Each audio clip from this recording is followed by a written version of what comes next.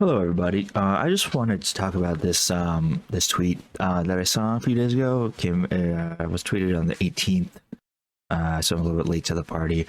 But this is an interview that Charlie Kirk did. It was like a Jubilee type thing where they had one conservative talk to a bunch of liberal people, and it's about the topic of abortion. At least this specific clip is. I think abortion is not murder. I think it should not be illegal. But I just wanted to talk about this specific argumentation style, the specific arguments made in this video. Abortion is murder and should be illegal. Well, what does fetus mean? A fetus is in utero. What does fetus mean in Latin? What the? I'm sorry. Is this It means little human being. Yeah, Charlie Kirk is like a weird fucking freak. I don't like him. I don't think you should like him either. Not trying to say that I like Charlie Kirk. No, but what species is the fetus? The fetus is not a species yet. It's technically classified as a parasite until it is wow. viable. So, now I want to talk to you about something. That's like a really bad argument, I think. There's nothing that obfuscates a parasite from being part of a species. And there's no really reason to believe that fetuses, whether they're parasites or not, are not part of the human species. You know what I mean?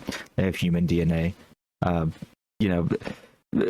don't believe this, but people who argue against abortion would argue that they have human souls, if you know what I mean.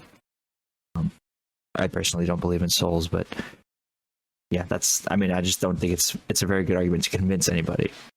I can't let you get past that. Are you sorry. saying a baby is a disease or a tumor? A parasite is not a disease and a tumor. Those are not the same thing. A parasite is defined as something that cannot survive outside of its host. A baby, before it is viable, cannot survive outside of a woman's womb. Got it. So let's Therefore, extrapolate that. It is not a living organism. Are old people with Alzheimer's and dementia that are being assisted every day, are they parasites? No, they're not parasites. They're human beings who are on the brink of death. Got it. So they're not going to be able to survive. 4-month-old that requires mom's breast milk and requires daily changes and feedings cannot survive without its own. Is my 4-month-old a parasite? Your baby can breathe on its own. Your baby can drink water from its mouth to its stomach. So this is like the argument I think is the worst, is that the viability of the life form makes it less worthy of life. Because personally, I've met a lot of people with like autism and developmental disabilities, and they can't always move water from their mouth to their stomach. They can't always walk or move or make decisions on their own. And I think that making that distinction just leads yourself to it's a bad argumentation tactic, because when taken to its extremes, when extrapolated fully to its fullest extent, you lead yourself to a very bad conclusion. I think there are better ways to argue against abortion in more utilitarian, action-based ways. But it cannot. Your baby can it eat hunt? food. Can it gather? Can it reason? But that's not what qualifies something as being a living let's organism. get Being a back living to organism terms. simply means, can you survive outside of a womb, outside of your host? Got it. That's not true. That's just not true. I don't know why she said that. That's not true. So I just want to make sure I'm clear. Why does that then equate to moral viability?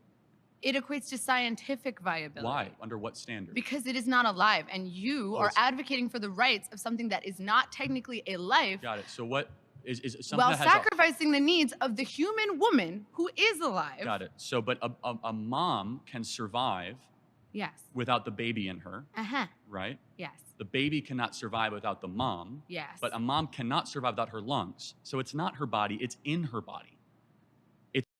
Oh yeah, I don't really know what the fuck Charlie Kirk is saying here. I don't know what the fuck he's going on about. That has nothing to do with what we're talking about. Another example of a pro-choice argument that is not very good and is also not very convincing is this tweet. They in this, what they're quote tweeting is, they found a newborn in a dumpster in Houston, Texas. Very harrowing, kind of horrible. This shit should not happen. But this person said, we literally tried to warn you that this is what happens when abortion access isn't accessible. But like, what do you think that a conservative would say to that?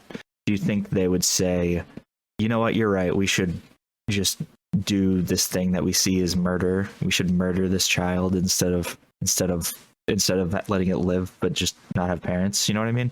Like conservatives don't see abortion as a utilitarian action. They see it as murder. They see it as the destruction of a human life. So warning them that horrible things happen when you don't murder someone is way more complicated than I think a lot of people give credit to. But yeah, that's just my thoughts about these two specific tweets. Thanks for watching.